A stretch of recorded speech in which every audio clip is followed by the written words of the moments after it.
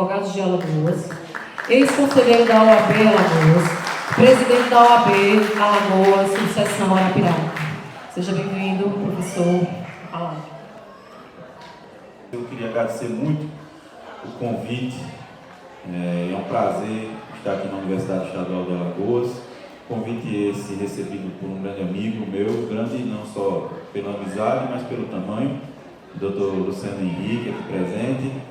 É um prazer estar ladeado aqui também da professora Aline, uma outra grande amiga nossa, o professor Tiago, que coordena com maestria esse curso, a professora Marine também, que dedica sua atividade empreendedora na educação aqui na Universidade Estadual. Eu fui convidado para falar sobre um tema que não milito, né? Como foi dada na minha apresentação, eu sou civilista, mas enquanto advogado, enquanto acadêmico, enquanto amante, inclusive, do direito, a gente acaba se debruçando e enfrentando questões de ordem política, de ordem sociológica e de ordem até mesmo filosófica.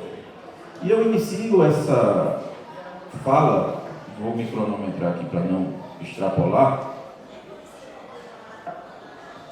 exatamente na perspectiva do alunado aqui presente. Perguntei ao Tiago, e aqui a gente tem uma população acadêmica heterogênea. Tem estudantes de primeiro, segundo, terceiro, até o nono período do curso de Direito, né? E às vezes a gente, principalmente para essa turma do primeiro ao terceiro, o início do curso, e a gente às vezes se pergunta: meu Deus do céu, eu escolhi fazer Direito e estou aqui estudando filosofia, sociologia, o mundo de Sofia, né? Platão, Sócrates, os grandes pensadores modernos, Montesquieu, Rousseau, e aí segue Kant, Hegel. E para que isso? E aí eu lhes digo, essa é a base do direito. Para a gente compreender a ciência do direito, é preciso a gente compreender a sua origem filosófica e sociológica. Afinal de contas, a premissa primeira do direito: por que existe o direito? De onde nasceu o direito? Creio que vocês já escutaram alguma coisa sobre isso. Porque senão nós viveríamos na barbárie. O direito nasceu da demanda social de promover o convívio dos seres humanos. É aquilo que muitas vezes nos distingue dos animais. Primeiro, pela ciência, a capacidade, né? Eu sei que se eu ultrapassar o sinal vermelho, eu posso causar um acidente, mas eu estou tão apressado, uma vezinha não vai causar nada. Passei, atropelei alguém. Um crime de trânsito. Se a gente remontar um pouquinho da história, nós vamos identificar, exatamente de onde surge o direito. Uma história mais recente, nós temos o homem da caverna. O homem da caverna era nômade, não vivia em sociedade. Ele tirava da natureza aquilo que precisava e habitava o local de acordo com a sua necessidade. Quando estava mais frio, quando estava mais calor. E tudo que ele via e tinha necessidade, ele tomava pela força. Não era assim? Porém, a evolução humana fez com que pequenas organizações sociais fossem formadas. Tribos. E aí os conflitos começaram a surgir entre uma tribo e outra. Essas tribos evoluíram para pequenas, mas mais complexas organizações sociais, as vilas. As vilas se distinguiam muitas vezes pelos hábitos e pela língua. E os conflitos existiam. quando uma vila, uma sociedade estava precisando de água, estava sem água potável, invadia outra para tomar conta e o mais forte vencia. Assim era com os alimentos, assim era com o trato, né? Vejam só, com as mulheres. E foi daí que emergiu o direito e, primazmente, uma das primeiras codificações que a gente tem notícia, vocês devem se lembrar, é o Código de Hammurabi, a lei do talião, baseada na lei do talião, melhor, né? Que dizia, até hoje permanece no dito popular, olho por olho, dente por dente. Se alguém constrói uma casa e a casa cai sobre aquela família, vamos matar a família do construtor, para ficar tudo igual. Só que, obviamente, essa não era a melhor forma de convívio social. E o direito foi evoluindo. E teve sua grande marca com o direito romano. E o direito germânico, o qual nós herdamos. É a base da nossa Constituição, inclusive. Então, o direito emerge da necessidade de impor e promover a paz social. E aí já temos uma diferença. Nós estamos na faculdade, no curso, estudando direito. Nós não estamos na faculdade estudando justiça. Direito e justiça têm significados diferentes. O direito é um instrumento de promoção de justiça. Mas a justiça, por muitas vezes, detém um cunho subjetivo. O que parece ser justo para mim, pode não ser injusto para a senhora. Não pode não ser justo para a senhora, pode ser injusto. Então nós temos um outro conflito. Ora, então o que será a justiça?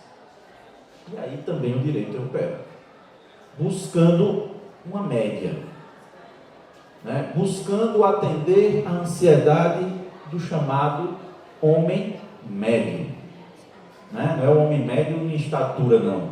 É o homem médio, é aquele que não é tão à margem de conhecimento, né? Ou de poder aquisitivo, nem aquele mais abastado. Então nós precisamos promover aqui uma justiça que atenda a sociedade, tendo como paradigma o homem médio. Então, a finalidade primeira do direito como instrumento de promoção de justiça é a promoção da paz social por meio da obrigação de se cumprir as leis. E daí nós estamos no Brasil, República Federativa do Brasil, que traz lá no seu artigo 1º, se tratar de um Estado, de quem lembra aí, minha gente? Estado democrático de direito. Olha o nome direito na nossa Constituição. Estado por quê? Porque nós somos uma nação, falamos a mesma língua e como forma de organização se constitui o Estado. Democrático porque esse Estado escolheu a democracia como forma de organização política. E de direito, porque o direito é a base de condução social do Estado. Logo, nós temos a primeira norma e a máxima, que é a Constituição Federal. Eu observo que tudo isso que eu estou falando aqui são conceitos sociológicos, filosóficos e até mesmo históricos. E aí, essa turma que eu falei do primeiro, terceiro período, o professor chega lá e passa: minha gente, vamos fazer o fichamento aí do Michel Foucault. Vigiar e punir. Quem aqui já fez esse resumozinho, fichamento? Ninguém passou o Michel Foucault para vocês? Vigiar e punir. Eu acho que já. nos cai na memória. Mas são duas obras tradicionais que remontam o sistema carcerário mundial. A necessidade de imprimir a reprimenda social por meio do apenamento carcerário. E esse estudo remonta muito tempo. E evoluiu muito mais após a Revolução Francesa. E eu fiz esse esforço histórico todinho até chegar nesse ponto para falar um pouquinho sobre a precarização do sistema carcerário. E, sobretudo, trazer para vocês alguns poucos dados curiosos sobre o sistema carcerário alagoano. Pois bem, o nosso direito é um direito sancionador, um direito positivo que impõe a pena àquele quem infringe a norma. É assim que a gente aprende no direito penal. Não existe crime. Vamos lá, minha gente. Tira a vergonha do lado, tira do bolso, bota a vergonha no bolso e fala. Sem lei anterior que a defina. No crime se nem prévia lege. Não é assim? Pois bem, dentro do sistema penal, nós temos um Código de Processo Penal que determina o rito e a forma do processamento daquele a quem se imputa uma conduta delitiva, criminosa. E nós temos o Código Penal que traz os tipos fechados, ou seja, os únicos crimes tipificados no nosso sistema. Obviamente, eu estou falando do Código Penal, mas a gente tem uma legislação extravagante que traz outros tipos de delitos que não constam no Código Penal. E ali diz qual é a conduta, a tipificação, e quem infringir ou quem se adequar ou quem preencher os elementos típicos da conduta, qual a sanção deverá sofrer. Matar alguém. Não é? Pena máxima, Luciano, 35, né? 35 anos, a depender das qualificadoras, etc. Pelo menos para cumprimento. Dependendo do tipo do crime e da concorrência de tipos, né? A gente sabe que tem condenações que ultrapassam aí até os 100 anos. Né?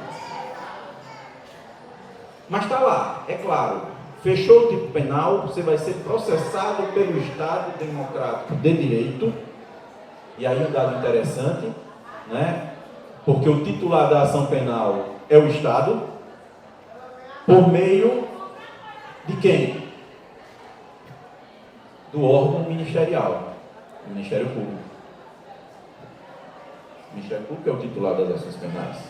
Ele representa o Estado. Não é o nosso caso, mas a gente gosta muito de assistir Netflix, uma série, um filme, né? Aí está lá, o julgamento. O Estado do Alabama contra fulano de tal. Lá é mais evidente, pelo tipo do direito que lá se aplica, que é o consuetudinário. Né? Mas aqui é o Estado quem promove a ação penal. E o Poder Judiciário julga. Dentro de um sistema de justiça em que se garante o devido processo legal e a ampla defesa, essa sempre exercida pela mais nobre das profissões dentro do direito, a advocacia. E aí eu puxo um pouquinho a brasa para a sardinha da gente, porque é a única profissão mencionada expressamente na Constituição Federal como sendo a única indispensável à administração da justiça, artigo 133. Ou seja, não há justiça se não houver a presença do advogado. Então, após o processo penal, e aí dos crimes que impõem pena de reclusão, para a gente falar um pouquinho do cárcere em regime fechado, passa-se por um procedimento chamado Tribunal do Júri, onde, veja só, o Estado diz, não, eu vou promover o processo, mas eu não vou julgar. Quem vai julgar é a população. Isso faz parte, inclusive, da democracia que nós escolhemos como forma de organização do Estado. O Estado coloca para a população também a aplicação da segunda mais grave restrição de liberdade. Nós temos o nosso bem maior, que é a vida, portanto, viver é o maior bem, e o segundo é viver livre. Então veja a importância de se retirar a liberdade de alguém. Então, após esse procedimento, ao se passar por um tribunal do júri, a depender da condenação, o indivíduo passa a cumprir a pena. E ele vai cumprir onde? É a justiça quem observa esse cumprimento de pena? É o poder judiciário dentro da tripartite de Montesquieu? Olha, Montesquieu de novo, lá dos pensadores clássicos, que pensou esse Estado dividido em executivo, judiciário e legislativo.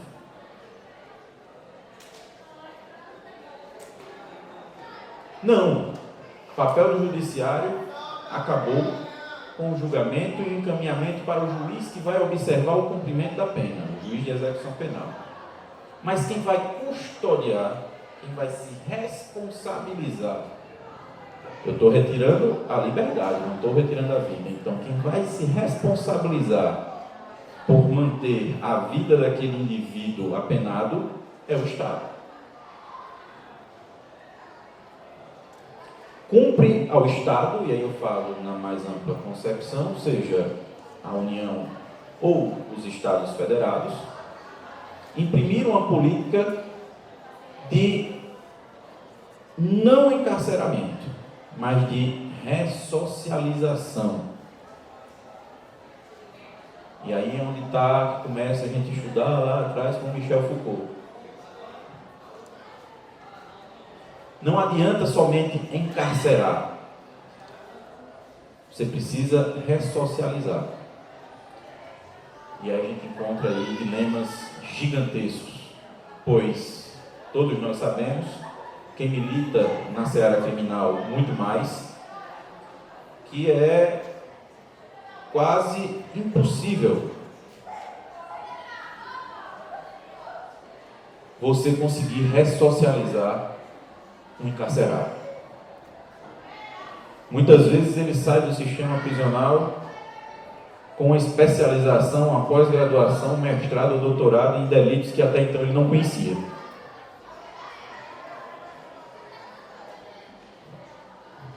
Ainda mais num estado como o nosso, e aí a gente fala sobre a precarização propriamente dita, do encarceramento, onde não há estrutura física, não há estrutura de pessoal qualificado, não há vagas suficientes para abrigar a população carcerária, e eu vou passar uns dados curiosos para vocês, onde não há, apesar de se prever dentro do Código de Processo Penal o cumprimento de algumas penas em regime semiaberto, em regime aberto, não há a fiscalização ou estabelecimento prisional devido para tal. E onde não há, também, adentrando no próprio tema do dia de hoje, a observância adequada para o cumprimento de pena de mulheres. Nós só temos um único estabelecimento prisional em Alagoas para as mulheres, é o presídio Santa Luzia, em Maceió, que até recentemente abrigava mais de 240 detentas, destas 50% provisoriamente, ou seja, aquelas que não foram julgadas ainda, sendo que a capacidade do presídio era para 74.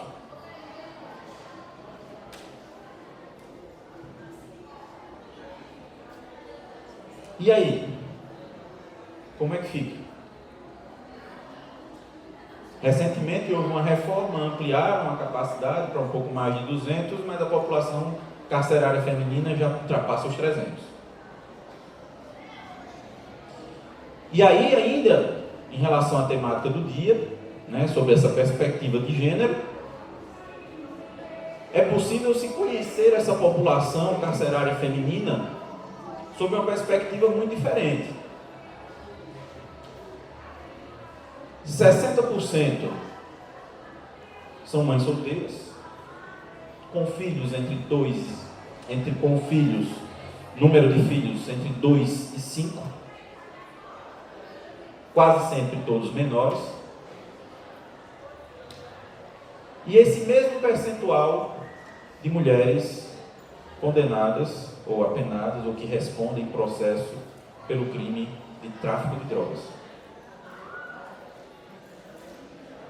Por quê? Porque o seu companheiro, marido, convivente, enfim, era um traficante, está no presídio ao lado cumprindo pena, e naquele momento ela assume os negócios.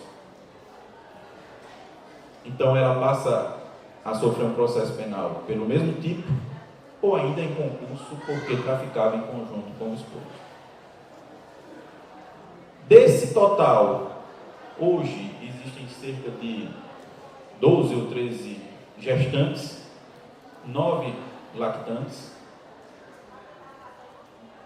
onde no presídio não existe estrutura para tal. Então vocês imaginem de onde se inicia a mazela humana. Essa criança que vai passar a sua primeira fase da infância também encarcerada.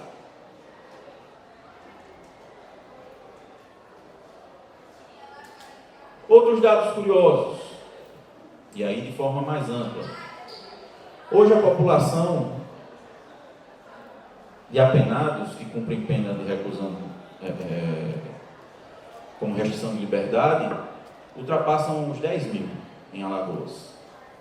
Desses 10 mil, quase 6 mil também são presos provisórios. Ou seja, estão respondendo o processo em que ainda não houve um julgamento definitivo. Em Alagoas, nós temos um único presídio,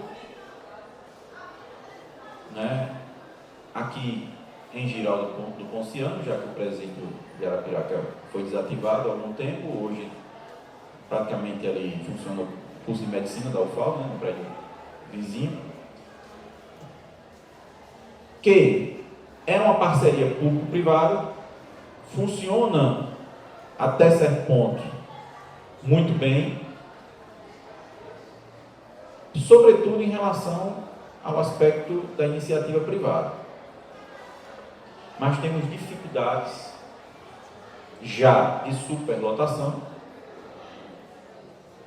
né? Um excedente aí que já chega próximo a 50 a 60 presos, até porque os presos provisórios que antes ficavam na casa de custódia, ela foi desativada para uma reforma e não foi mais ativada, então já seguem direto para o sistema prisional, e impõe uma série de dificuldades para o cumprimento da pena. E aí eu falo enquanto representante de classe da Ordem dos Advogados do Brasil, enquanto advogado e aqueles que desejam exercer a advocacia, como eu disse, a profissão mais nobre dentre os possíveis dentro do curso de Direito, né? Lhe traz dificuldades muito grandes, inclusive de atuação e de lidar. Né? Nós fizemos vistorias recentes com a nossa Comissão de Direitos Humanos e detectamos desde condição, né, subhumanas, de maus tratos, né, até ainda condições mais precárias denunciadas lá pelo tal do Foucault, que eu falei aqui várias vezes. Isso começa do primeiro momento do encarceramento, muitas vezes. E vocês vão ter a oportunidade, certamente, durante o curso, de conhecer alguns estabelecimentos que compõem esse sistema, que é a Central de Polícia aqui de Arapiraca, a 4ª Delegacia Regional, onde também nós intervimos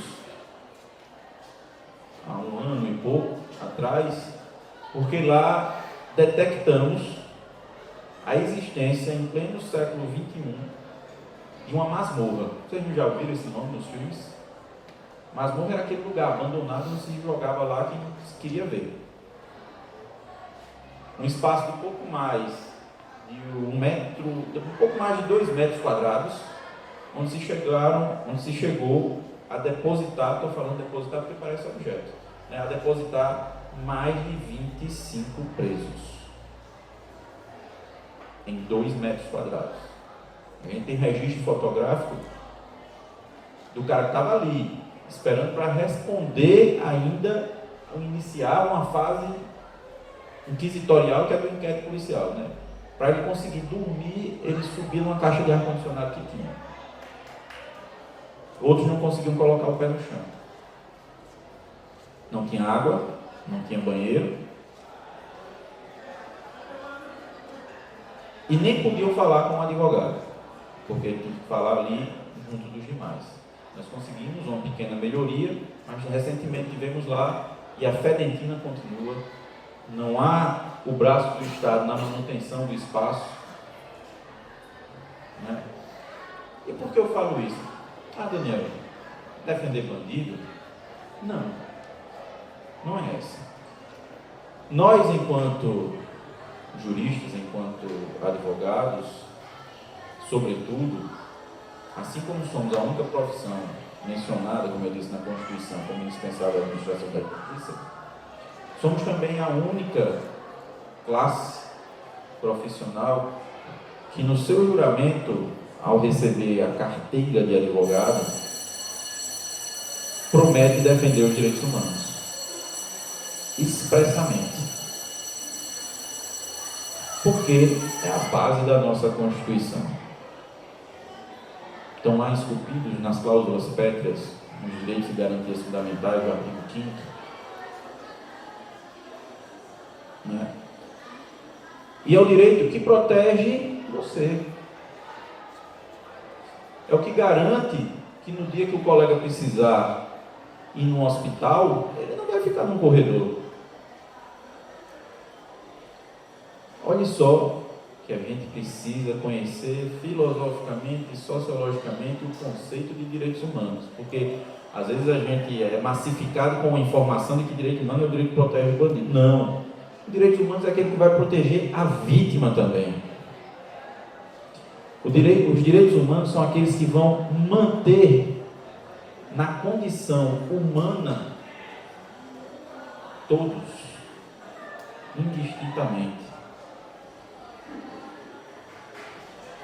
Então, minha gente, a realidade dessa precarização do sistema carcerário advém da falta de investimento estatal. Imagine que o nosso sistema prisional em Alagoas não é modificado desde a década de 90, praticamente, com a construção do presídio Baldomero Cavalcante. Veja que o Estado é precário na própria polícia como força estatal.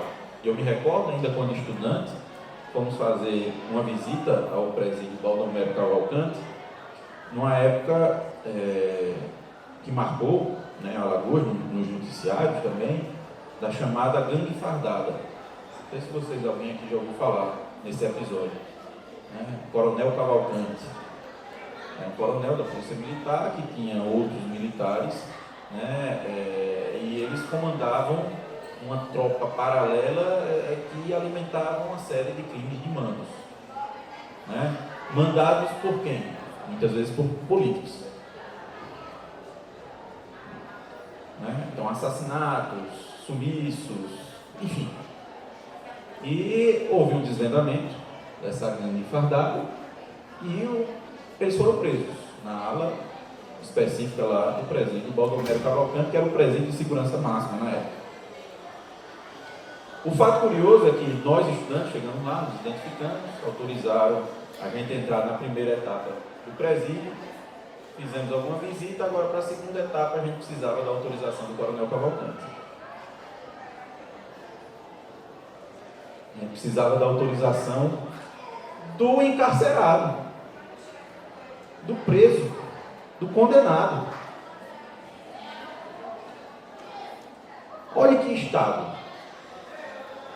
E nós só conseguimos entrar, percorrer assim por cima do muro, depois que ele autorizou. Porque o diretor do presídio devia obediência a ele. Tanto que a gente, nessa época, apelidava como Balneário Cavalcante. Porque ficou conhecido, como a gente vê hoje no noticiário, né? O governador do Rio de Janeiro foi preso por corrupção, um monte de coisa, Sérgio Cabral, mas na cela dele tinha frigobar, uísque, champanhe, caviar.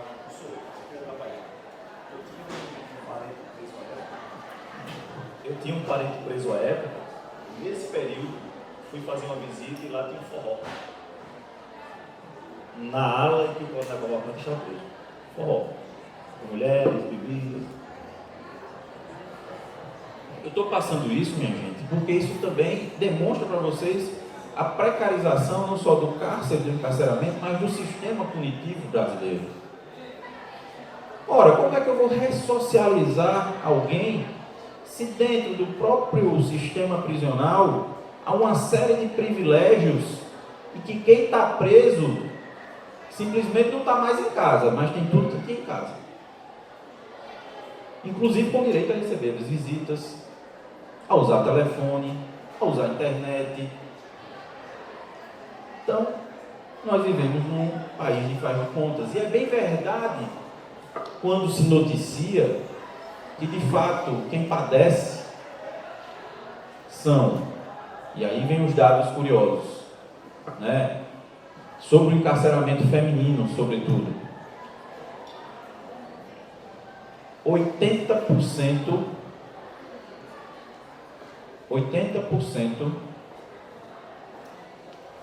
sequer tem escolarização básica completa.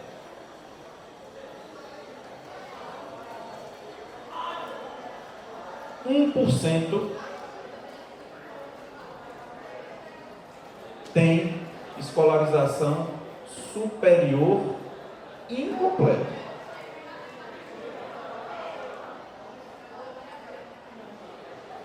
70% não tem renda comprovada.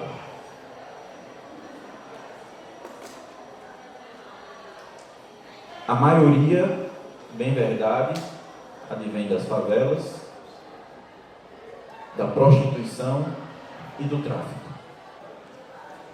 E na esfera que envolve os encarcerados do sexo masculino? Vocês já tiveram a oportunidade de fazer uma visita ao presídio do Agreste? Ainda não? Certamente vai chegar a vez de vocês fazerem uma visita de campo. Certamente o professor de Direito, o processo penal, né, deve levar vocês lá um dia. Vocês vão ver que funciona muito bem. Parece um presídio até dos Estados Unidos, que a gente vê no filme. A gente consegue percorrer, pelo menos a maior parte das alas, superiormente, né, como a gente vê nos filmes, pelos embaixo. Realmente andando por cima, as cancelas também são movimentadas, né, abrindo um módulo ao outro, etc.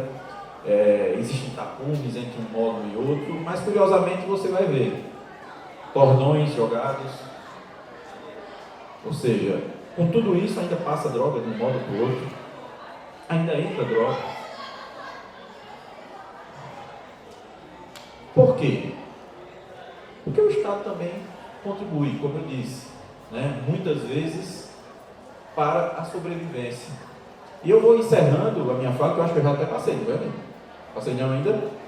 Estou no tempo? Né? Falando, apesar de existir uma parte de ficção, mas certamente todo mundo já assistiu, principalmente a segunda edição daquele filme Tropa de Elite. Se não assistiram, assistam. Né? O primeiro expõe muito mais um lado de violência da polícia militar, mas uma violência que é de sobrevivência, né? Ou você mata ou você morre. É assim que, pelo menos, se explicita, né?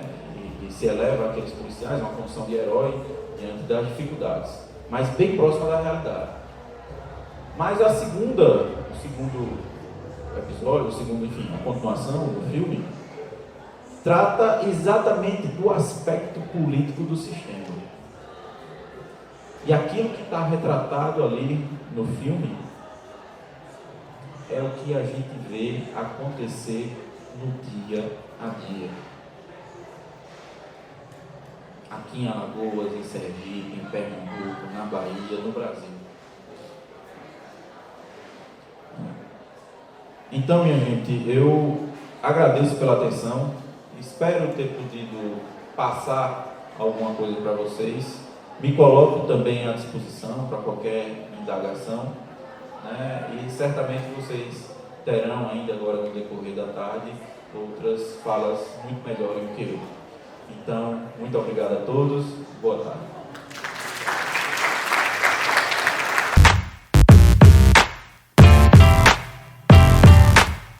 A pesquisa que deu origem a toda essa discussão, tá? O encarceramento feminino no estado de Alagoas. O vídeo que eu vou passar daqui a pouco trata efetivamente desse tema, porque a discente aqui da UNEAL, que concretizou esta pesquisa, ela mora em Sergipe e por problemas familiares ela não teve efetivamente como comparecer presencialmente, então decidimos pela utilização do vídeo para que ela pudesse fazer uma abordagem mais precisa sobre o tema que vamos fazer essa abordagem. Inicialmente gostaria de agradecer ao professor Daniel Fernandes, meu amigo de longas datas, pela brilhante explanação, porque esse é um tema muito relevante para todos nós, principalmente para quem atua de uma forma diuturna no âmbito penal.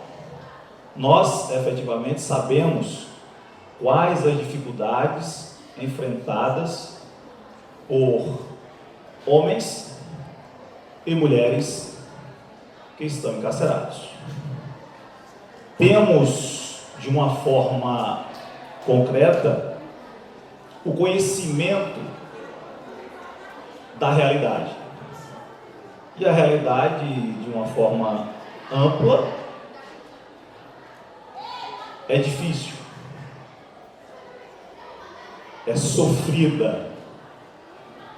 Daí precisamos compreender alguns detalhes importantes. Antes da gente observar o vídeo da discente Monique Dantas, gostaria de fazer uma abordagem com vocês, primordialmente acerca da importância deste tema, porque trata de uma forma fiel de tudo aquilo que a Constituição Federal traz de proteção. O professor Daniel, de uma forma brilhante, relatou aqui que o nosso maior bem é a vida. Está ali, devidamente consagrado na Constituição Federal.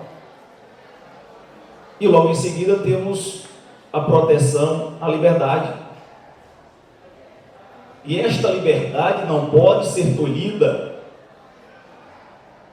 pelo Poder Judiciário, em especial, porque tem um desejo X, tem um desejo Y. Falo isso porque muitas vezes os provimentos judiciais, eles são concretizados fugindo à razoabilidade. Eles são concretizados fugindo à proporcionalidade. E, claramente, este tema do encarceramento feminino eleva essa discussão a um patamar de grande importância. Principalmente porque verificamos a disparidade de tratamento. verificamos a disparidade no processamento do feito. Diante de alguns estudos realizados pelo DEPEN, Departamento Penitenciário Nacional, verificamos que 62% das mulheres encarceradas são negras ou pardas, são jovens e de baixa renda. Esta é a nossa realidade. E desses 62%, 77% indicam de uma forma clara que entraram no mundo do crime por influência do companheiro ou do cônjuge. Que muitas vezes são criminosos contumazes e influenciam de uma forma negativa nesta formação familiar. E nós temos um exemplo concreto, porque o estudo, na pesquisa que foi concretizada, ele traz aspectos jurídicos, traz aspectos sociais, bem como traz aspectos históricos. Esses aspectos jurídicos, é muito importante a gente ressaltar que o crescimento assustador do encarceramento feminino se deu com o advento da Lei 11.343 de 2006, que trata sobre a lei de drogas. Houve uma modificação substancial na norma. Esta norma surgiu e trouxe um imbróglio jurídico por não especificar pontos objetivos para que possamos definir quem é o traficante e quem é aquele que está na posse da droga para consumo pessoal. Então, esta falha, efetivamente, trouxe o imbróglio jurídico, porque, a partir da concretização do flagrante delito, a autoridade policial ali insere suas informações, e até então, essas informações são tidas como verdadeiras. Daí inicia o encarceramento daquele indivíduo. E com a mulher não é diferente. Com a mulher não é diferente. Então, diante desses estudos, seja no espectro jurídico, com o avanço da legislação, seja no espectro social, com um grande percentual de mulheres, negras ou pardas, e pobres. Esse levantamento social não difere muito do encarceramento masculino. Mas o tema tratado hoje é relevante porque nós temos que discutir esse contexto discriminatório para com os encarcerados em geral, porque esse intuito de ressocialização, a cada dia que passa, ele se afasta do mundo jurídico. Por que ele se afasta do mundo jurídico? Porque hoje, quando você sai do cárcere, seja homem ou mulher, você tem dificuldade de se empregar, porque a sociedade dá as costas. Isso é comum. Isso é comum. Então, esse intuito de ressocialização vem se afastando do mundo jurídico cada vez mais. Pela condição subhumana a qual os encarcerados são submetidos, que muitas vezes saem com um pensamento altamente criminoso, pela própria lição que ali ele encontra, porque hoje nossos presídios, sejam masculinos, sejam femininos, eles estão dominados por facções. Ou você faz parte da facção A, ou faz parte da facção B. Não tem como fugir. E esse encarceramento feminino, objetivamente, mesmo com os avanços jurídicos, vemos que precisamos avançar nesse contexto protetivo. Porque a legislação trata da proteção da mulher mesmo encarcerada, no tocante ao seu período de gestação, que ele tenha um ambiente adequado, no período pós-parto, que ele tenha um ambiente adequado, que tenha um ambiente adequado para cuidar de seu filho até os 6 meses, período de amamentação. Mas na realidade fática, não vemos isso. O professor Daniel relatou aqui que nós temos apenas um presídio no estado de Alagoas. E um presídio, para quem conhece, é sucateado. As mulheres ali vivem numa condição desumana. E esses aspectos, como revelei agora há pouco, são reflexos claros de uma modificação legislativa. Pasmem, 80% das mulheres encarceradas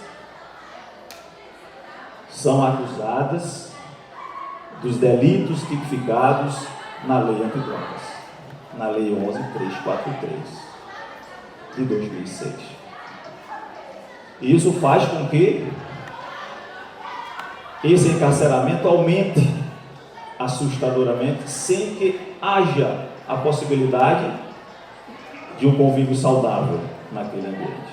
E que esta ressocialização, que está na letra morta da lei, porque na prática ele não funciona. Certo? Então, vamos reproduzir para vocês o vídeo que trata efetivamente sobre o tema central, logo após a palestra da professora Márcia Cioli. Bem? Obrigado. O professor Luciano Henrique não foi apresentado, e eu vou apresentá-lo, já que ele acabou de falar. Para quem não conhece, professor da Universidade Estadual de Alagoas, especialista e mestre em Direito e advogado militante com atuação na área pública. E agora nós teremos a oportunidade de ouvirmos a professora Márcia Cioli com o tema Panorama do Encarceramento Feminino em Alagoas. A professora, que é advogada, especialista em Direito Processual Penal, Legislação Penal, graduada pela Universidade Estadual de Alagoas e vice-presidente da OAB Subseção Arapiraca. A palavra é com a professora Márcia. Da ideia do encarceramento tido pelas mulheres. E dentro dessas dificuldades, a gente precisa trazer um nome alagoano que trata dessa matéria de maneira profunda e muito positiva e que trouxe algum avanço dentro aqui do nosso estado de 2015 para cá, por exemplo, que é a professora Elaine Pimentel. Quem gostar desse tema e quiser realizar uns estudos mais aprofundados, eu recomendo a leitura das obras e dos artigos da professora Elaine, que é atualmente diretora da Faculdade de Direito na UFAL. Esse panorama nacional, que é trazido aqui numa pesquisa do ano passado, de 2021, nós tínhamos um total de 37.828 mulheres no Brasil cumprindo pena. Dentro daqui, nós temos hoje 1.507 unidades prisionais, onde, dentro dessas 1.507, apenas 107 são dedicadas exclusivamente ao gênero feminino, ou seja, 107 presídios que temos mulheres cumprindo pena de forma exclusiva. Aqui no estado de Alagoas, como já foi dito, nós temos uma unidade prisional, que é o presídio Santa Luzia. O professor Luciano antecipou aqui o perfil dessas mulheres encarceradas. A nível nacional, e não difere muito aqui do estado de Alagoas, essas mulheres são jovens de até 29 anos, de coetnia pretas e pardas, baixa escolaridade, baixo nível econômico, mães solteiras com até 2 filhos. Dentro do nosso estado também o panorama é parecido. As mulheres são jovens, têm baixa escolaridade, a maioria delas não tem sequer o fundamental completo, baixo nível econômico, são mães solteiras com de 2 a 5 filhos. Pode passar, por favor. E aqui a gente vai trazer esse panorama no estado de Alagoas. Nós temos uma capacidade prevista e atual dentro do Santa Luzia de 221 vagas. Próximo. Eu vou pedir para o professor abrir tudo para... Pronto. Volta um pouquinho. Dentro de um documento que eu deixei aqui em PDF, mas eu não vou trazer para vocês, para não cansar um pouco, mas eu sugiro que vocês anotem aqui o site da Secretaria de Estado de Ressocialização e Inclusão Social, que é o seres.ar.gov.br. Ele traz um mapa atualizadíssimo de julho de 2022, que traz todos os números no que corresponde à quantidade de práticas delitivas, os crimes mais cometidos, que realmente, em primeiro lugar, nós encontramos o tráfico de drogas. Também temos crimes cometidos por mulheres, homicídios, roubos, estupro. Sabe quantas mulheres têm cumprido pena pelo crime de estupro? Chuta aí. Só uma. Só uma, né? Comparado com o tráfico de drogas, que são mais de 80, nós vemos que realmente esses números batem. E a partir da edição da Lei Antidrogas, houve no panorama nacional um crescimento alarmante de mulheres no mundo do crime. De 2000 a 2017, esse número aumentou quase 7 vezes mais, enquanto que a população carcerária masculina aumentou um pouco mais de 3 vezes. Então, houve sim um crescimento desse encarceramento.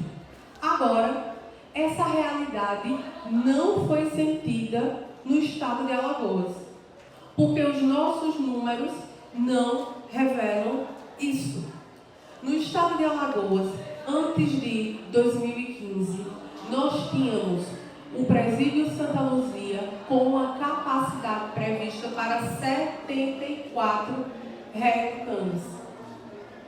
E à época, ele tinha mais de 200 mulheres encarceradas, cumprindo penas definitivas e também cumprindo penas provisórias. Ocorre que, de lá para cá, houve uma ampliação nessas vagas, ou seja, saiu de 74 para mais de 200, temos 221 vagas, e hoje nós não temos superlotação no presídio feminino. Ele está funcionando mas a quantidade total de mulheres encarceradas são 146, para uma previsão de vagas de 221. Então, nós temos condenadas, ou seja, aquelas com sentença condenatória transitada em julgado, 77, e aquelas que estão cumprindo provisoriamente, ou seja, estão aí em prisão preventiva, em sentenças condenatórias que ainda não transitaram em julgado, mas já foram recolhidas ao sistema prisional, um número de 69. Próximo.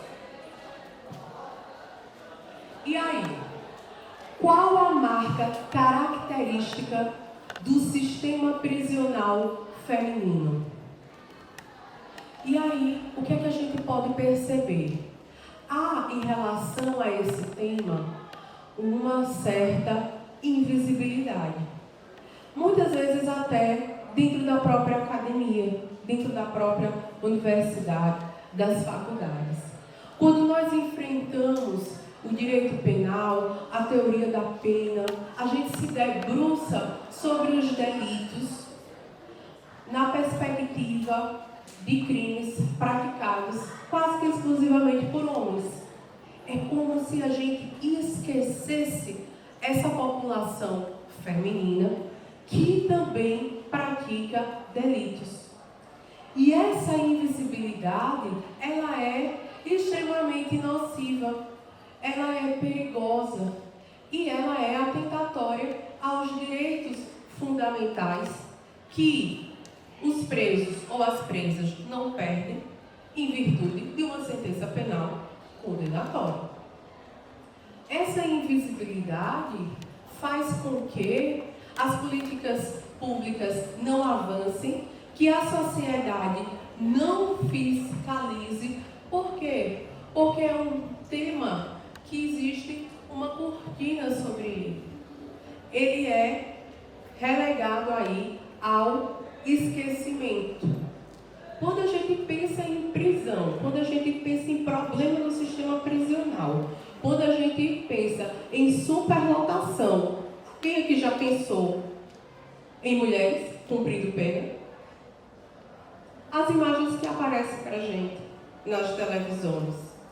E quando a gente vai aos livros, é de uma população masculina. Porque numericamente os homens estão realmente numa quantidade superior à feminina na prática de crimes. Mas essa invisibilidade, ela é perigosa. Porque ficam mais de 30 mil mulheres no Brasil invisibilizadas na sua condição de encarceradas. E nós temos uma característica principal desse sistema, que é uma característica nacional, que é a solidão. Essa invisibilidade traz a solidão dentro desse sistema. Essas mulheres se encontram num absoluto grau de esquecimento. E é um esquecimento generalizado. É um esquecimento dos profissionais que podem fazer algo por elas. Um esquecimento do poder público. Um esquecimento do poder judiciário. E um enfraquecimento em relação a direitos específicos necessários no cumprimento da pena dessas mulheres. E aí o que é que nós temos? Uma diferença crucial entre a presa e o homem que está preso, que é o abandono afetivo e a invisibilidade social. Isso aqui é muito presente. Isso a gente consegue sentir com facilidade e elas sentem na pele a dureza dessa invisibilidade e a dureza desse abandono. Porque acontece aqui uma pena supralegal em relação às mulheres. Uma pena que não está prevista no ordenamento, que não é legal, mas que a sociedade imprime a essas mulheres encarceradas por conta da nossa estrutura social que espera um comportamento feminino mais dócil, um comportamento feminino longe da violência. E quando essa mulher pratica violência e vem a ser condenada, ela sofre uma punição supralegal em relação a isso. E aí, quando ela sai do sistema, é imensamente mais difícil para a mulher do que para o homem ela conseguir um emprego. Porque esses empregos que têm uma facilidade maior para que ela se insira por conta da baixa escolaridade, exige, sabe o quê? Exige um nível de confiança. Um grau de confiança que é quebrado quando essa expectativa que a gente tem em relação à mulher não é correspondida. Por quê? Porque ela entrou no mundo do crime. Essa pena supralegal do abandono, ela é muito cruel, porque quando o homem é preso, é colocado no sistema, condenado, sentença transitória em julgado, a família permanece esperando a saída dele. A mulher continua no lar, cuidando dos filhos. A mulher vai para as visitas íntimas. Ela não abandona o companheiro. Essa é a regra. Inversamente proporcional, ocorre o contrário, quando a mulher é presa.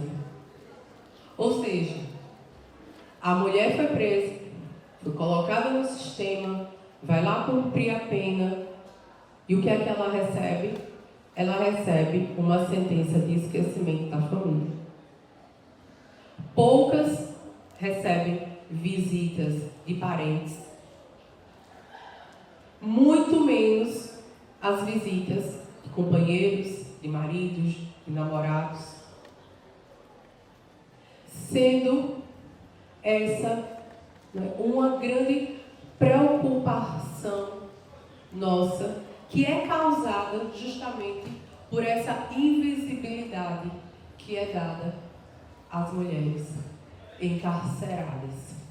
Então, o que é que ocorre muitas vezes? Dentro dessa expectativa que se tem da mulher acolhedora, da mulher dona de casa, da mulher que cuida dos filhos, da mulher que lava, da mulher que passa, da mulher que cozinha, o cara chega em casa e diz: bem,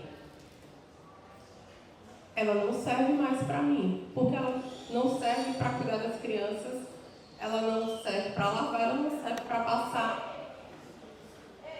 Então, ela também não serve para mim. E ela fica esquecida dentro do sistema prisional. Vamos para frente.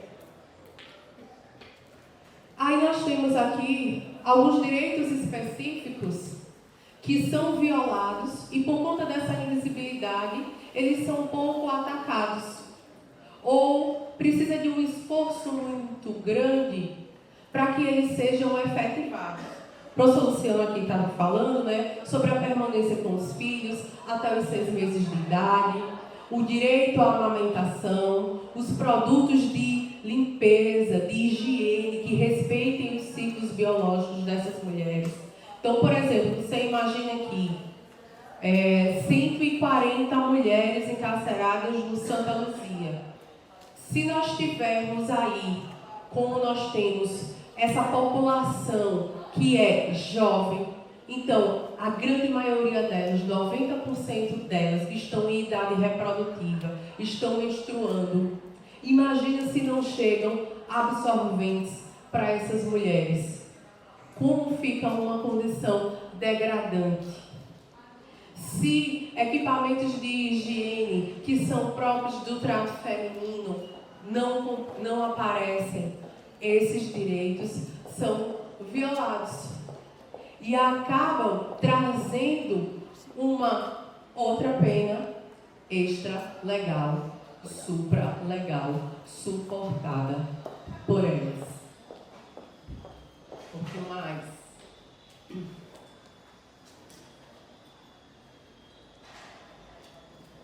Antes de finalizar, e trazendo aqui o panorama de Alagoas, dentro das pesquisas mais recentes, nós temos um dado que é positivo. O baixo índice de retorno à criminalidade das mulheres aqui no nosso estado. Dentro desse panorama, não chega a 5% a taxa que volta, a reincidir, que volta ao mundo do crime. Porém, os empregos, os trabalhos exercidos por elas na saída do cárcere são 95% informais. Elas não conseguem a formalidade desses empregos. É muito difícil. Você imagina, será que na sua casa você iria receber uma ex-detenta para cozinhar para você, para cuidar do seu filho? É difícil. Então, dentro das políticas públicas que acontecem de uma forma ainda muito simples, ainda quase que imperceptível, o que é que a gente pode notar? Que não são políticas que estão funcionando, que não fazem essa mulher reincidir. Porque elas não têm um emprego formal. O emprego delas continua sendo na informalidade. Então, quanto tempo mais de invisibilidade, quanto tempo mais de supressão desses direitos, quanto tempo mais nós vamos não olhar para o encarceramento feminino com o olhar de direito que ele merece, que essas mulheres precisam e que cumprem pena e recebem como uma pena supralegal a pena do abandono e a pena da solidão. Muito obrigada. Breve, pedi para fazer breve exatamente para que não fique cansativo para vocês, com abordagem específica sobre o tema. E gostaria de fazer a apresentação realmente da pessoa que vai apresentar esse trabalho. O nome dela é Monique Evelyn Dantas. É uma discente, egressa aqui da nossa instituição, terminou o curso de Direito agora, no período anterior, já está devidamente aprovada no exame de ordem, certo? Ela reside no interior de Sergipe e efetivamente, por motivos familiares, não teve como comparecer neste momento. Então, vamos passar o vídeo agora. Boa tarde a todos os ouvintes da 7ª Semana de Direito da UNEAL. A oportunidade dizer que é um prazer poder contribuir de alguma forma com esse evento tão significativo, tão importante, que é a Semana de Direito, no qual durante 5 longos anos eu estive como ouvinte, na condição de ouvinte. Então, muito obrigada. Eu sou Monique Dantas, aluna egressa da Universidade Estadual de Alagoas, e estou aqui para bater um papo com vocês acerca do encarceramento feminino sob uma perspectiva de gênero. Este trabalho foi desenvolvido no âmbito de um projeto do PIBIC, sob a coordenação, a supervisão do professor Luciano Henrique, e particularmente é um tema que eu adoro, que eu tenho uma grande afeição. E por que é importante falarmos do encarceramento sob uma perspectiva de gênero, É o que muitos perguntam. E a resposta é bastante simples, porque ao longo da história, a mulher foi socialmente colocada em uma posição de submissão, de inferiorização e tem lutado de forma incessante por direitos, por respeito, por visibilidade, por equidade. Mas, não obstante, apesar dessa luta incessante e da própria evolução do direito e dos seus instrumentos normativos, a estigmatização do gênero feminino, introjetada pelo patriarcalismo, por uma sociedade machista, patriarcal, ainda revela os seus efeitos na contemporaneidade, seja na sociedade, seja no âmbito institucional, infelizmente. Sendo assim, não é difícil chegarmos à conclusão de que no contexto da justiça criminal brasileira, essa realidade não seria diversa. O encarceramento feminino evidencia a desigualdade de gênero à medida em que sujeita mulheres a um tratamento que, por vezes, as negligencia e as inferioriza. E apesar de termos no ordenamento jurídico brasileiro garantias destinadas à mulher encarcerada, nem sempre essas garantias são observadas. Isto ocorre porque desde a instituição da pena de prisão, o encarceramento, desde a instituição do encarceramento como uma forma de punição pela prática de condutas criminalizadas, ou seja, de condutas consideradas criminosas, as penas, elas mostram-se diferentes para homens e mulheres.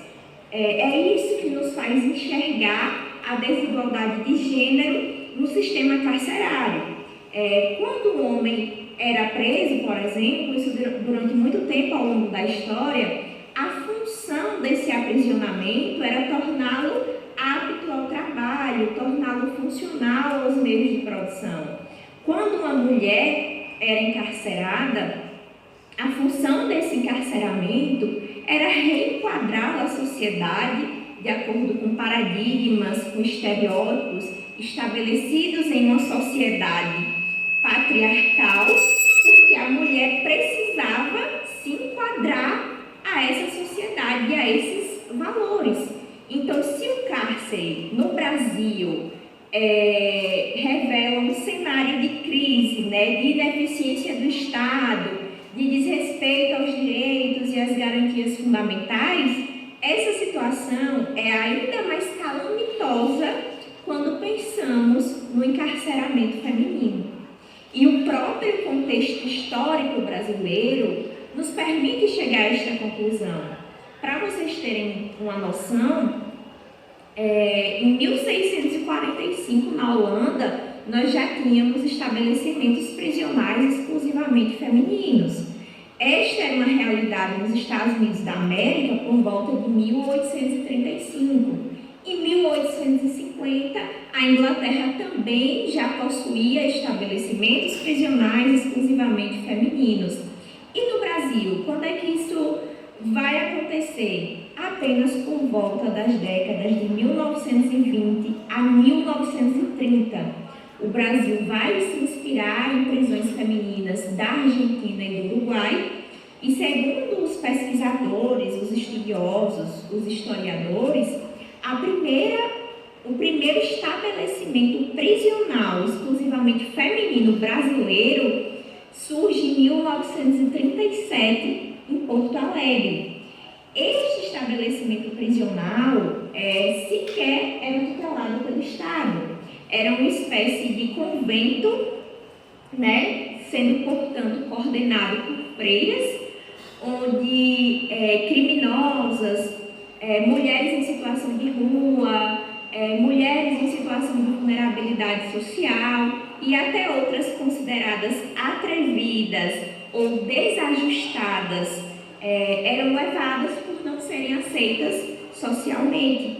E quando eu falo em mulheres atrevidas ou consideradas desajustadas pela sociedade, eu estou falando de mulheres que eram encarceradas por não saberem realizar atividades domésticas ou até mesmo por se recusarem ao casamento.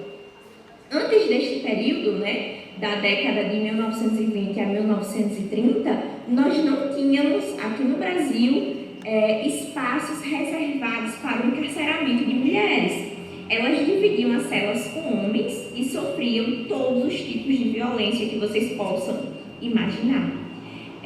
E isto ocorre, né, a explicação para isso é porque as mulheres representavam cerca de apenas 1% da população carcerária total. Então o Estado, negligenciando as mulheres, sim, entendia que não era viável a destinação, por exemplo, de recursos públicos para a construção de estabelecimentos prisionais exclusivamente femininos. E podemos dizer que ao tempo em que o Estado submetia as mulheres à divisão, né, de celas com homens, ele estava submetendo-as também à violência sexual, por exemplo. E quando é que esses estabelecimentos prisionais exclusivamente femininos, eles passam a tutela do Estado, né? Quando é que o Estado começa a ser responsável, começa a tutelar tais estabelecimentos prisionais? Somente por volta de 1980, 1981. Outro ponto também que é importante, né, ser ressaltado é que os estabelecimentos prisionais que passaram a abrigar as mulheres, né, exclusivamente mulheres, muitos desses estabelecimentos eram estabelecimentos prisionais masculinos, instituições masculinas, que haviam sido desativadas justamente por não oferecerem condições adequadas para a execução das penas e que foram reativados para as mulheres. Então, nós podemos perceber uma desídia por parte do Estado, que investe muito menos no encarceramento feminino, não levando em consideração as peculiaridades, as especificidades que são inerentes ao gênero feminino.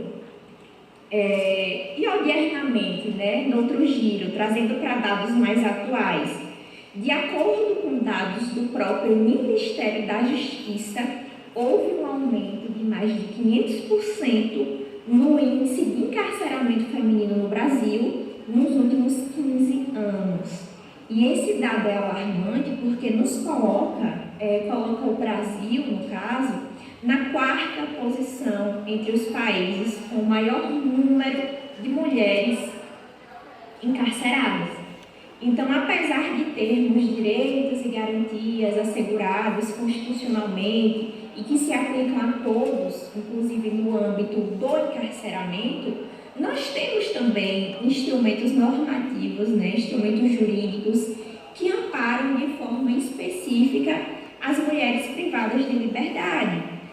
Podemos citar aqui como exemplos a garantia destas de permanecerem com seus filhos durante o período de amamentação, acompanhamento médico durante o pré-natal e o pós-parto, o recolhimento a estabelecimentos adequados.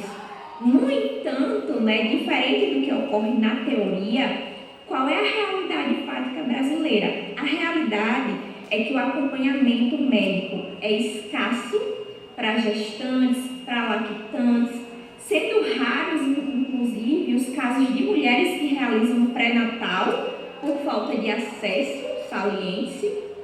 Podemos perceber também a ausência do fornecimento de itens de higiene pessoal por parte do Estado, tais como de absorventes e papel higiênico. Inclusive, as mulheres que têm acesso a esses itens de higiene pessoal, muitas vezes é porque a própria família leva, mas a maior parte das mulheres encarceradas, diferentemente do que acontece com os homens, não tem apoio familiar, e aí muitas delas, inclusive, utilizam miolo de pão como absorvente interno aqui no Brasil. Essa é uma realidade. Percebemos a disponibilização de uniformes tipicamente masculinos ou masculinizados, a exiguidade não só de ginecologistas, mas da realização de exames ginecológicos. Percebemos que nem todas as unidades da federação possuem celas ou dormitórios adequados para gestantes e lactantes, tampouco centros de referência materno-infantil e creche. Então, diante deste cenário, é possível constatar no sistema prisional brasileiro, né, que o sistema prisional brasileiro não atende às peculiaridades, às especificidades que são inerentes, que são intrínsecas ao gênero feminino, apesar de tais razões de gênero produzirem vivências distintas quando do encarceramento. Às vezes a gente tem na mídia alguns posicionamentos e também algumas, como é que eu posso dizer assim, algumas matérias midiáticas que quando a gente vai atrás da efetividade e se elas estão na realidade funcionando, às vezes elas não estão, né? Há alguns números que ficam mascarados diante desses problemas, porque normalmente a gestão pública não os assume publicamente. Mas o estabelecimento prisional Santa Luzia, ele foi muito sucateado e muito pouco observado.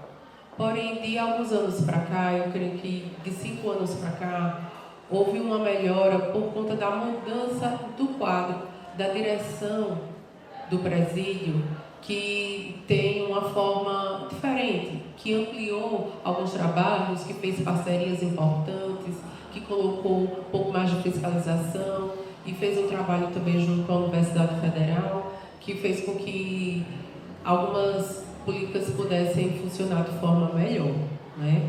Então, se os absolventes estão chegando a contento, né, levando em consideração a singularidade de cada mulher, porque cada uma tem às vezes um ciclo menstrual de quantidade de dias, né, de fluxo diferente, essa informação eu não tenho, tá bom?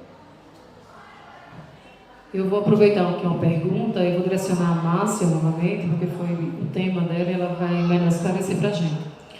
Um aluno perguntou: a senhora acha que as mulheres são abandonadas quando são presas pela família e companheiros por causa do machismo estrutural presente em nossa sociedade?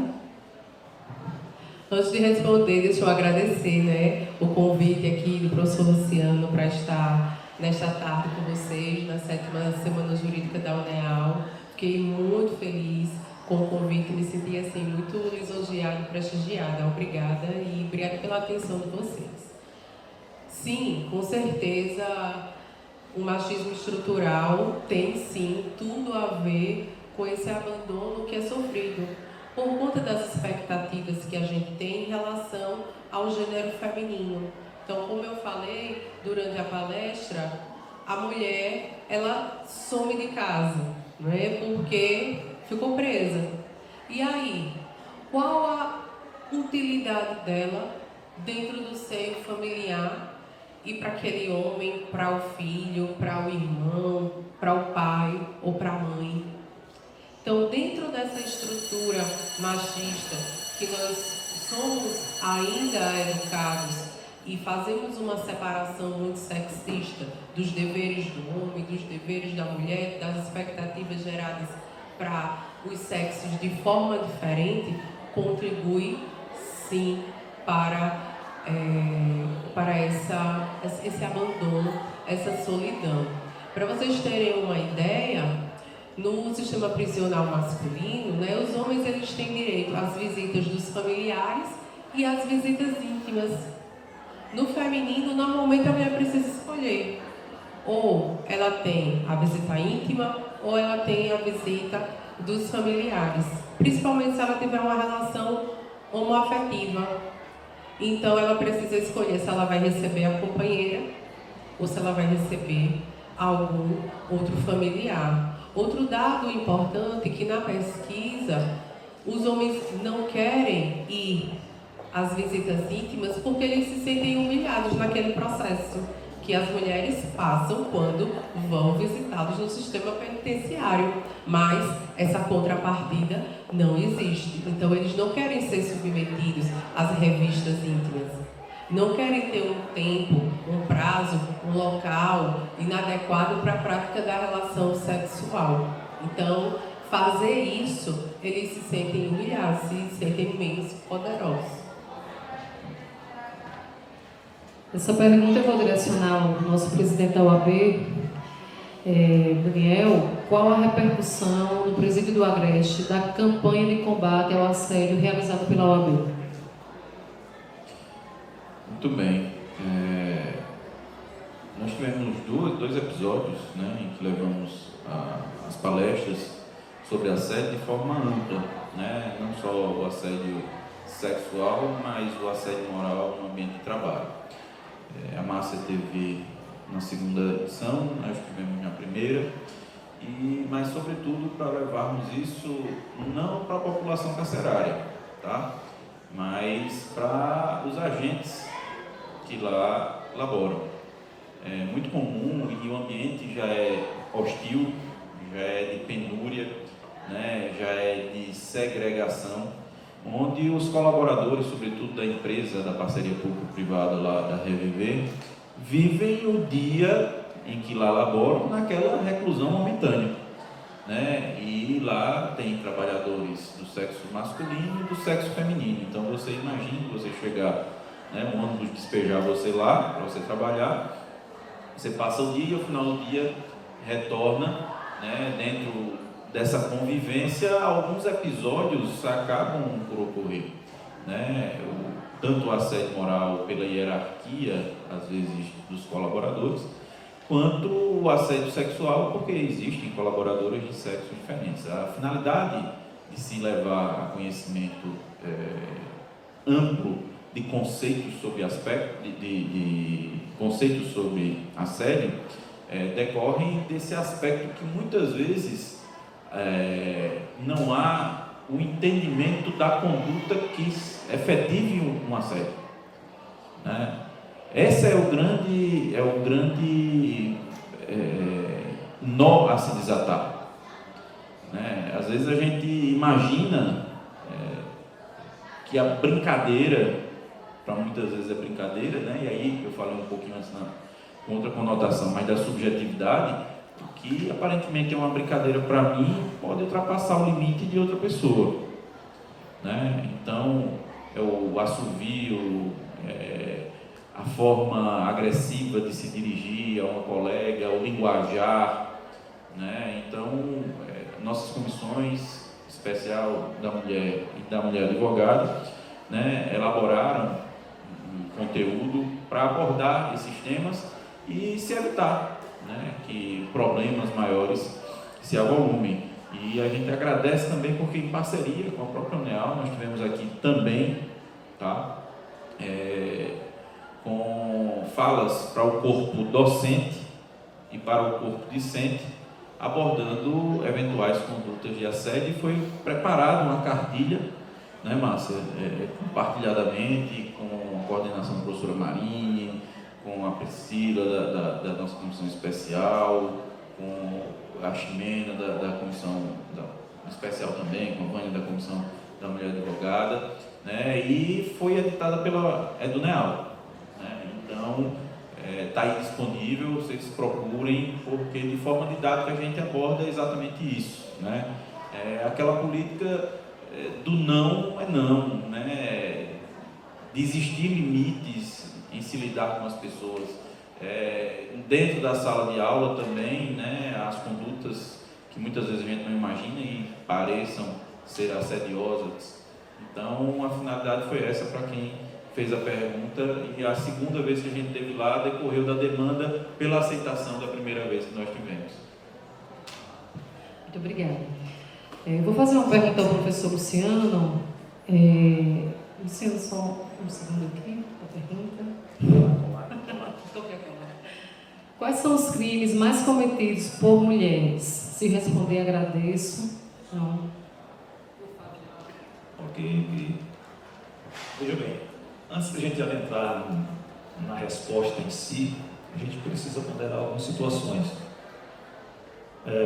O nosso ordenamento jurídico estabelece diversos tipos penais que também podem ser cometidos por mulheres, tá?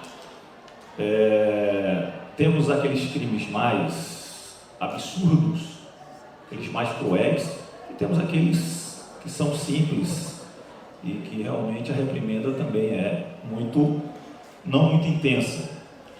Mas o que a gente tem observado no contexto, eu como também atuo na área criminal, minha vertente é na área pública, mas também atuo muito na área criminal, nós temos mulheres cometendo com muita frequência crimes relacionados à administração pública. Isso é muito comum, tá? Mas, geralmente, por tudo que foi discutido aqui, tanto com a professora Mel, a professora Márcia, e eu fiz uma singela abordagem, nós temos uma população carcerária feminina, maciçamente negra ou parda, jovem e pobre. Então essas pessoas não passam por essa esfera, muitas vezes, de administração pública. Então dificilmente essas pessoas, na maioria das vezes, que estão lá encarceradas, passam por esse crime. Então o que a gente tem observado, como pontuei anteriormente, que com o advento da lei antidroga, em 2006, tá? Tivemos um acentuado aumento do encarceramento feminino por uma questão jurídica que é acompanhada por uma questão social. Aquelas pessoas que vivem em algumas comunidades que são dominadas pelo tráfico de drogas, essas pessoas são mais suscetíveis a esse encaminhamento. E também citei que existe um percentual também acentuado de mulheres que alegam que foram incentivadas, às vezes obrigadas, pelo companheiro ou pelo cônjuge. Dentro desse aspecto, podemos observar, certo, que uma maior incidência de crimes cometidos por mulheres dessas que estão encarceradas, certo? Porque no crime de colarinho branco, como falávamos anteriormente, dificilmente temos uma mulher encarcerada, tá? O contexto do tráfico de drogas, essa é a maior incidência. Temos também crimes contra o patrimônio, roubos e furtos, geralmente furtos, né? Que não carecem efetivamente da violência, tá? Os roubos são mais frequentes para os homens, tá? Mas as mulheres também são muito penalizadas, são processadas e condenadas pela prática de furtos, e muitas vezes pequenos furtos. Mas existe claramente um acentuado aumento do encarceramento, tá? Em decorrência dessa atuação no contexto do tráfico de drogas. Não somente você traficar, e como citei que a lei não traz um conteúdo objetivo para que você venha a discernir quem é que está na posse da droga para consumo pessoal ou quem é que está traficando. Algumas outras circunstâncias fáticas que devem ser consideradas pelo magistrado para uma eventual condenação. Não somente o fato de estar com a droga, estava com balança, estava com dinheiro, estava numa atitude suspeita que demonstrasse que ele estava traficando, tá? Até porque o artigo 33 da lei de drogas, ele traz diversos núcleos penais para que você realmente seja enquadrado como traficante. Então essa dúvida jurídica termina levando o magistrado a condenar a mulher que estava com a droga para o consumo pessoal e enquadra no artigo 33 como traficante. Isso leva a uma segregação mais demorada, mas na prática os crimes mais corriqueiros, a questão do tráfico de drogas, tá? Que daí nós temos, na própria norma, nós temos vários tipos penais, tá? E crimes contra o patrimônio, em especial furto, mas temos pessoas encarceradas por homicídio, temos pessoas encarceradas por alguns outros delitos, como a professora Márcia citou, em Alagoas, uma presa por estupro, tá? Mas o encarceramento pode ser efetivado por diversos tipos penais, estabelecidos no nosso ordenamento jurídico, mais especial a questão da lei de drogas e dos crimes contra o patrimônio.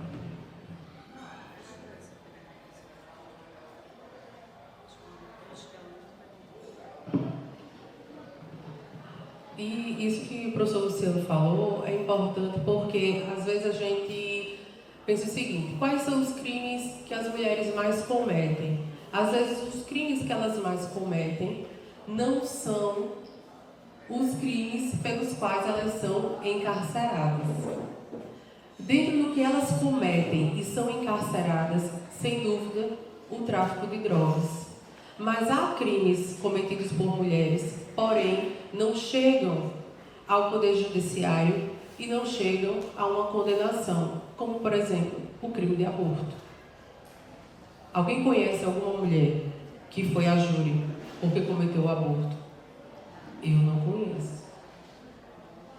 Mas é uma prática que existe, com uma certa frequência, mas que não chega a ser sentenciada.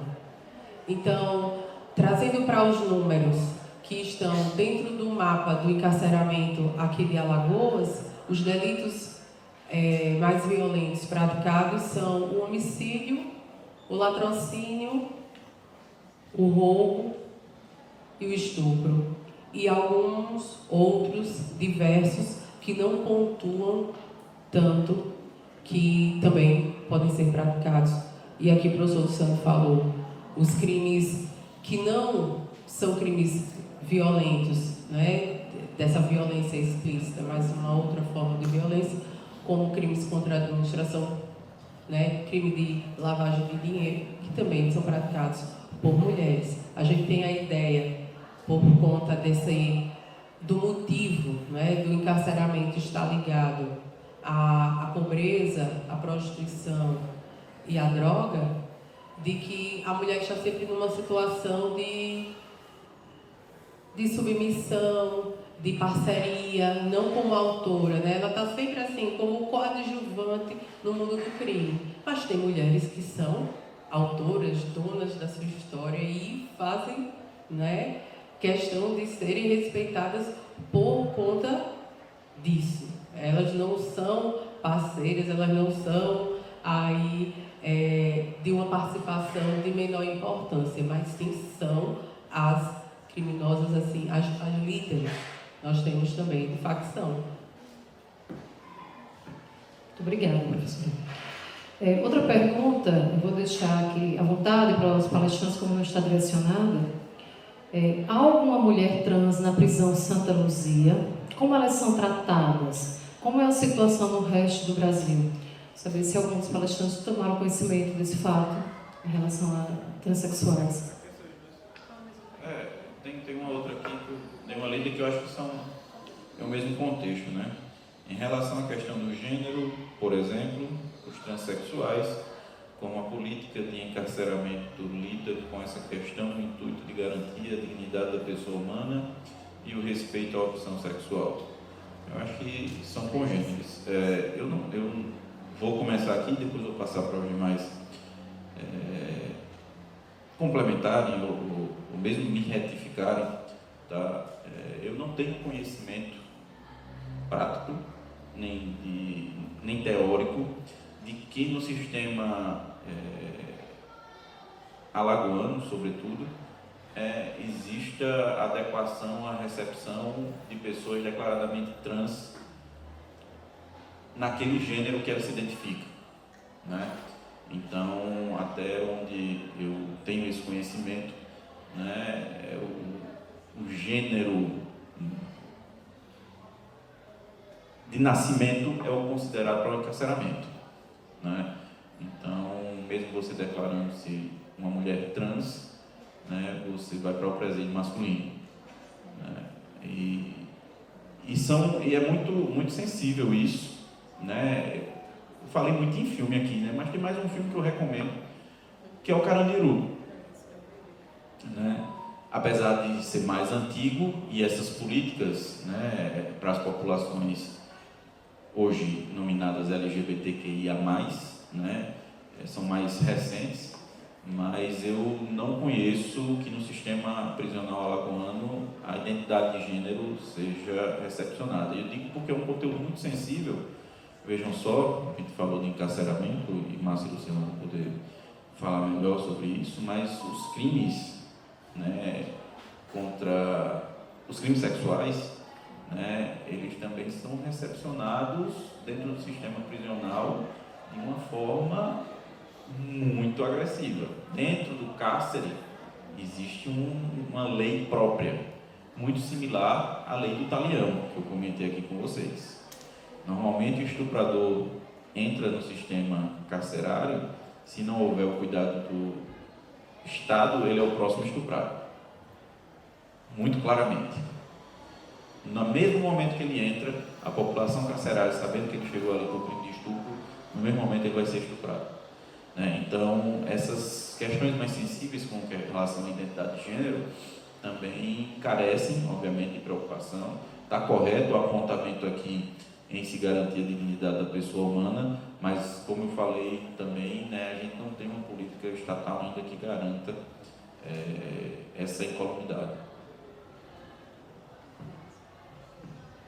É mais um ponto sensível que a gente deve considerar como aplicadores do direito e como as pessoas que provocam, né, o judiciário para refletir sobre mudanças de posicionamento. Realmente, eu inclusive mandei até um WhatsApp para a diretora do presídio para ver se ela me mandar a tempo essa informação. Mas eu compartilho do que o professor Daniel falou, de que o critério adotado para a entrada no sistema prisional é o critério biológico, né? O critério de nascimento. Então, nasceu com a genitália masculina, vai para o presídio masculino, com a genitália feminina para o presídio feminino. E isso, né, pode sim violar direitos de trans, né, no caso da mulher trans, que é o homem, né, aquele que nasceu no sexo masculino, mas se identifica com o gênero feminino. Só que essa mudança comportamental, cultural, jurisprudencial, ela ocorre a passos lentos. Nós temos, um exemplo, a Lei Maria da Penha, né? O quanto ainda é difícil ela ser reconhecida para mulher trans. Não é sempre. Nós temos uma decisão ou outra que a gente toma como paradigma. E aqui, em Arapiraca, nós tivemos a aplicação da Lei Maria da Penha para um homem trans, mas são decisões pingadas no território brasileiro. Eu sou Luciano. Para concluir esse tema, a gente tem que reforçar efetivamente da importância desse contexto, principalmente quando a gente trata do encarceramento feminino. O professor Daniel falou um ponto importante sobre regra.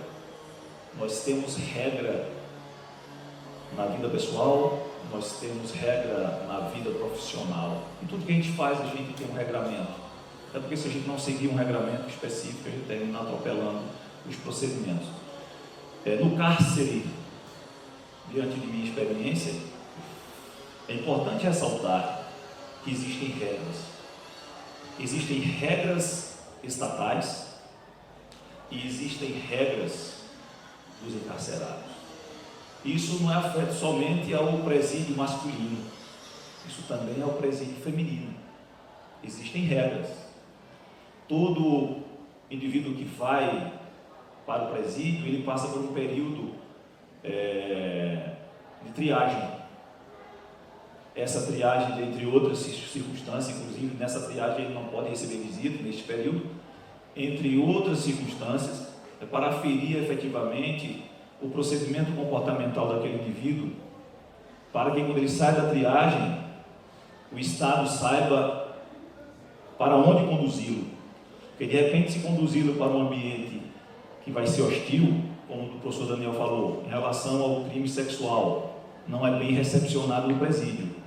Ele tem uma ala própria para isso. Aquele faccionado tem uma ala própria. E absurdamente a gente tem hoje no presídio feminino, como a professora Márcia falou, questão de faccionado. Então existem regras. De repente você cai no sistema, tem que ter ciência, tem regras. Dia de visita.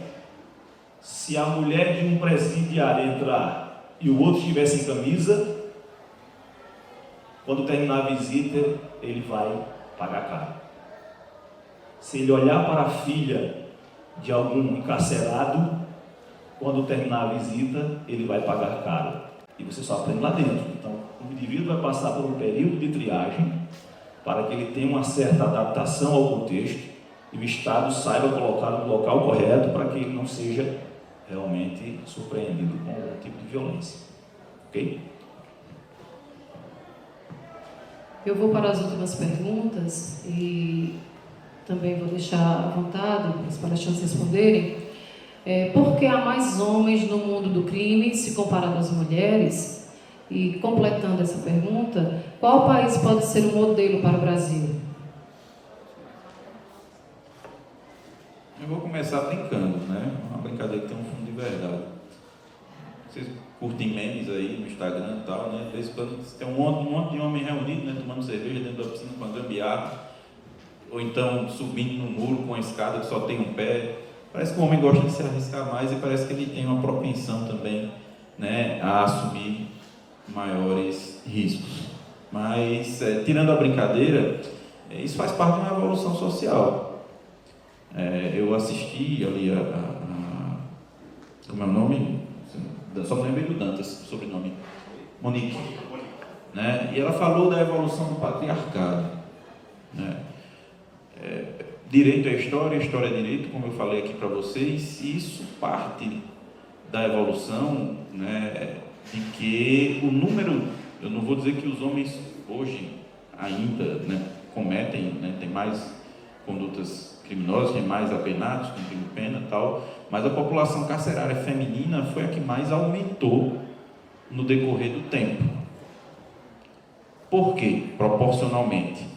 Né? Veja só que só existiu o presídio aqui no Brasil feminino a partir da década quase de 40, pelo que foi dito aqui pela pesquisa científica. Né? Mas por quê? Porque a mulher passou a ocupar outros lugares na sociedade, ela passou a prover a casa, ela passou a ter necessidades tais quais os homens, ela sente a dificuldade financeira, como eu disse, a população carcerária feminina, o que o Luciano reforçou, é jovem, quase todas são mães solteiras, um grande percentual são mães solteiras, com crianças menores, com entre 2 e 5 filhos, e vejam que isso surge uma demanda para mantença, de pessoas que não têm qualificação profissional, não têm instrução, e onde é que elas vão buscar essa mantença? A resposta está dentro do cárcere. Né? E qual a conduta, como a Márcia falou aqui, que acaba ficando exposta? Porque existe o apenamento decorrente de uma sentença penal que transitou em julgado, tráfico de drogas.